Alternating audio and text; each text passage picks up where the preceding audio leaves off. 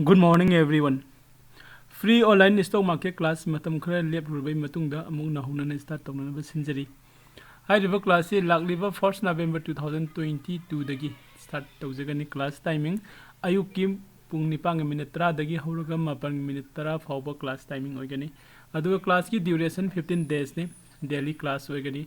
Hai river class da kana kana attend tawba yagadagi hairagadi housewife, retired person, student, professional, businessmen and employee unemployees khudima koi hairiba class de attend tawba yagani.